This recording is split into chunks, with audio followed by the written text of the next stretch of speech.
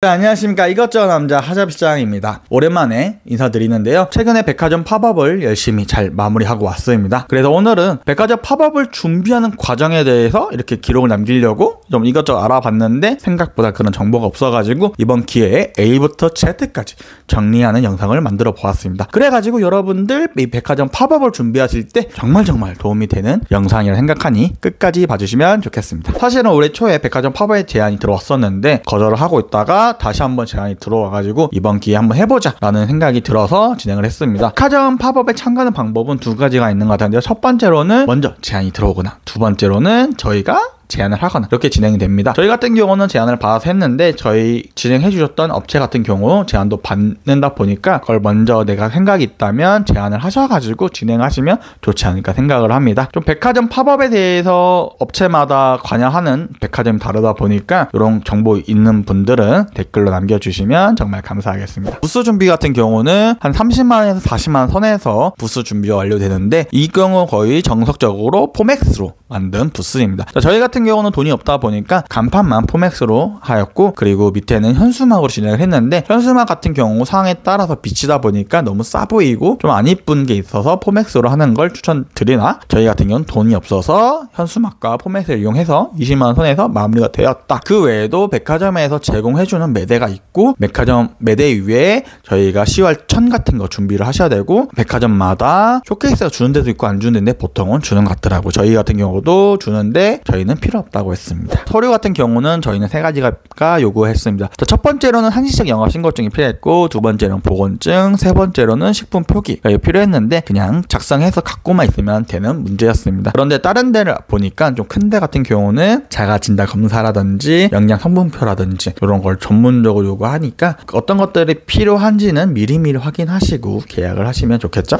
가장 중요한 수수료와 정산에 대해 얘기를 해볼까 하는데, 수수료는 아무리 써도 한 25% 이상의 수수료를 생각하시면 되고 비싼 경우는 33%까지 나눈 것 같습니다. 그 외적으로 저희 같은 경우는 별도로 추가 수수료는 없었는데 저희 담당했던 부서분들의 다른 할 생각 없냐고 물어보면서 들어보니까 여기는 뭐 들어가면은 별도로 50만원을 추가로 내야 된다거나 아니면 또 자리에 대한 경매를 해가지고 경매를 통해서 자리를 잡는다는 등 백화점마다 다른데 저희는 그냥 지정해주는 대로 하다 보니까 별도의 비용은 발생하지 않았습니다. 자, 그리고 정산 같은 경우는 팝업 기간이 끝나고 다음 달 마지막 주 언제 좀 늦게 정산이 됩니다. 정산 다음에 중요한 게 업무 강도인 것 같은데요. 처음 준비했을 때 좀 많이 만만하게 생각을 했습니다. 그런데 실제로 해보니까 업무 강도 진짜 말이 안 되게 셉니다. 일단 가장 쉽게 생각하시면 여러분들이 이제 눈 뜨는 순간부터 일을 시작해서 눈 감는 데까지 일을 하는데 거기다 잠도 줄여가면서 2주 이상을 버텨야 됩니다. 그래서 추천드리는 게 최소 5명 정도